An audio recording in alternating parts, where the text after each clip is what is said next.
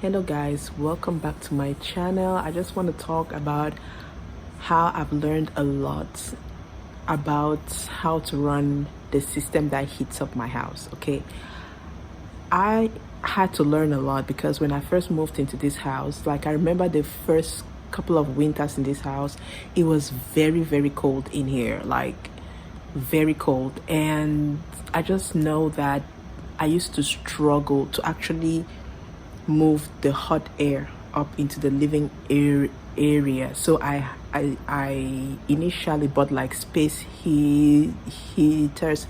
It was so cold in the house that I initially had to buy a space heater and just sit in one room in the house, one like in my bedroom, and just heat just that room because I couldn't like there wasn't any hot air coming up.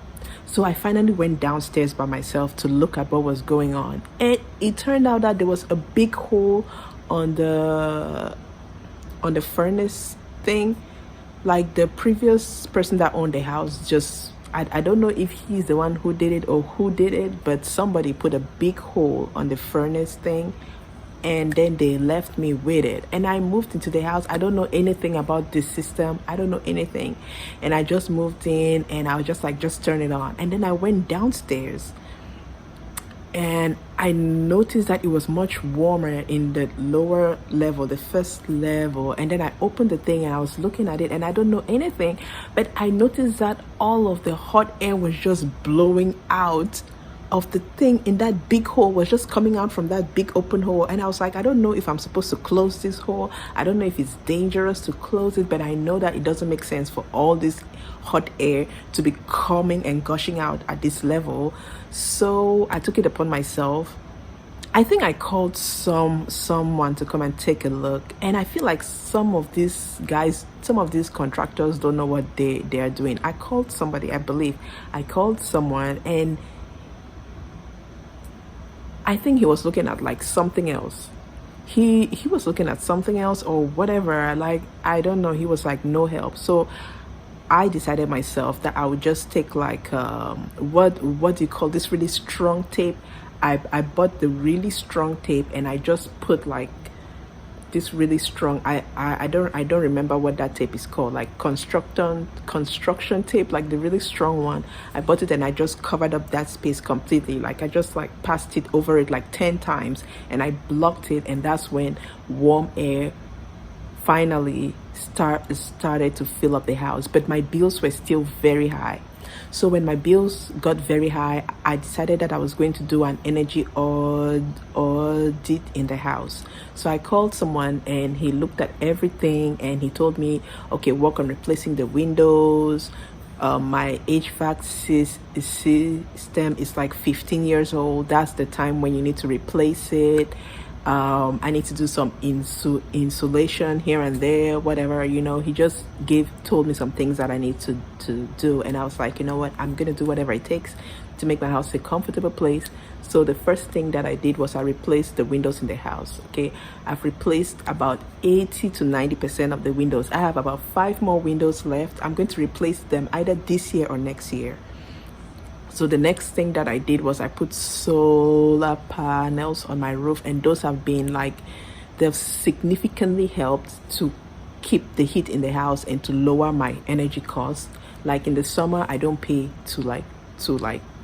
I don't pay for energy. Like I pay the maximum that I could pay, which is like $9.43.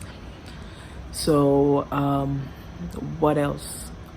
So I want to talk about like the next thing that I learned after that. That's not the only thing. Like this has been like a whole process of me trying to figure out what to do to keep my house warm. Okay, so after all that, after all the changes that I've mentioned that I made, like replacing most of the windows, when I replaced most of the windows, the first thing that I realized was that the temperature in the house would not change very much compared to how different the temperature is outside. Like my house would maintain like a warmer or colder temperature and keep that temperature within the house, which was which was like one of the best things. And then with the solar panels, when I got that, I was barely paying to leave I was barely paying any energy for my lights, for laundry and all that. If anything, I was having excess, and I was just sending the excess to my energy company, and in the winter they would use that excess energy to take off my bills. However, as I got into December and January, which is the month that I'm in right now, all the credit that I had disappeared. So now I have to face like my furnace, which is what I have in downstairs, which is what I've been using to try and heat my house. I just want to say that I've been thinking of what else can I do to keep the house warm. So I've been like listening to a lot of content from those that talk about like more energy efficient ways, and about like heat pumps and all this stuff, and everyone that I pull up talks about like heat pump, mini splits, heat pump, mini splits here and there. And I was thinking about it, and then as I was listening to more and more content about like heat pump and heat splits, it turned out that I already have a heat pump. Like the AC that I have is actually a heat pump as well.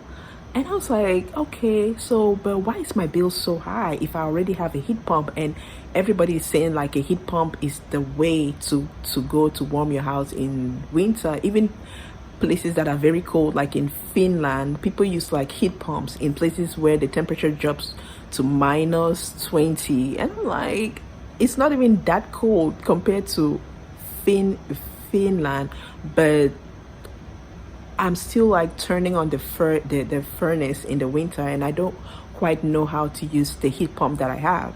So I started to think about how can I make sure that I'm using the heat pump that I have downstairs, you know. So after like I called like what do you call him, like the contractor, the HVAC guy. He came and told me that I need to change my smart thermostat.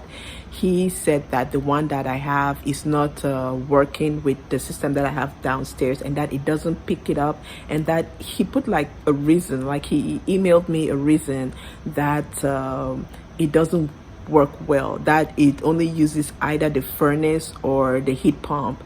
It doesn't use both of them. It doesn't stage both of them. And I was like, what does that even mean? So I decided to go online. I went on YouTube actually, and I typed how to set the heat pump on my Eco thermostat, which is what I have. And oh my goodness, I was so shocked to find out that when you put in the Ecobee thermostat, it automatically sets your heat pump to work within a certain temperature range. Like it sets it to stop working when your outside temperature falls below 35 degrees. And in winter here, like most times it would drop below that, especially when you get to the heat of winter. But the reason why that is important is because a heat pump uses so much less energy, or so much less electricity to keep your house warm, while your furnace would use so much more. So if you're using a furnace compared to somebody that uses a heat pump, a furnace versus a heat pump, a furnace will charge you a much higher bill. Like your bill will be significantly, like up to 3 or 4 times higher. You will pay close to 400 or 500 when your bill is supposed to be like 160, 150, and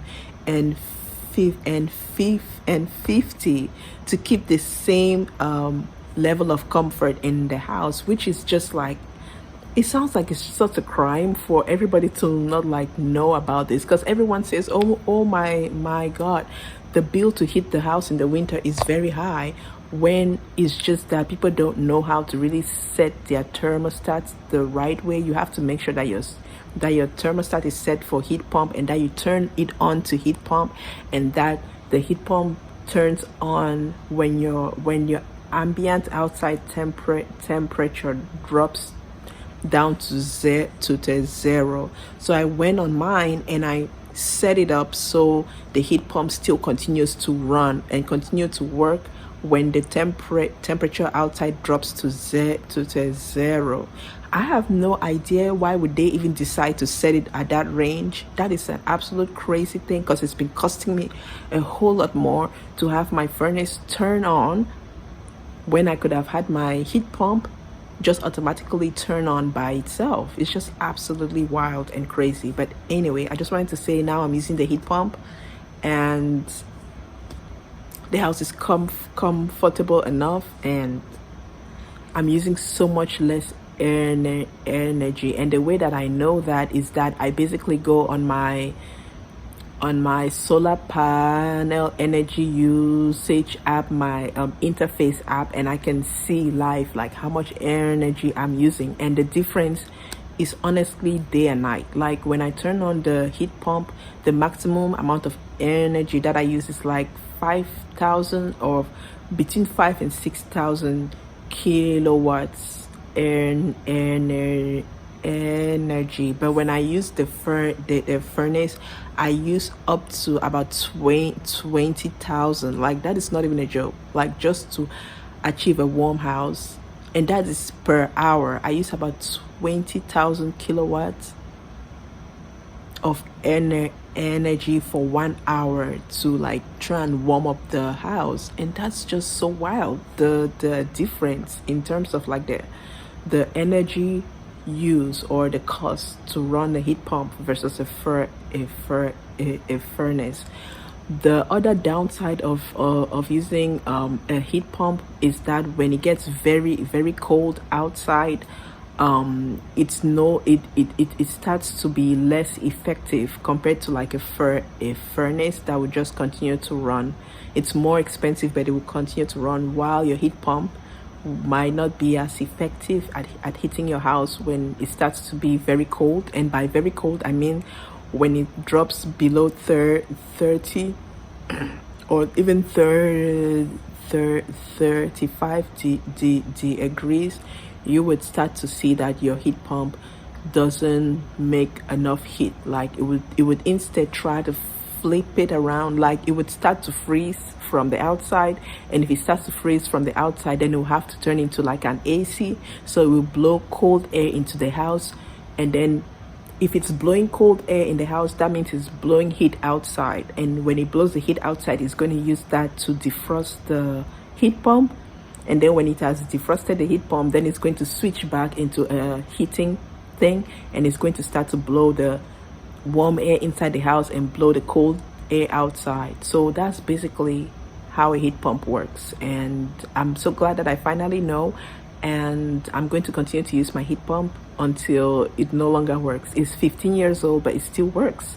So I'm very happy that I know that now, and I can finally sit comfortably in my house and not try to be worried about like what kind of bill am I going to get just to stay comfortable and warm in the house, you know.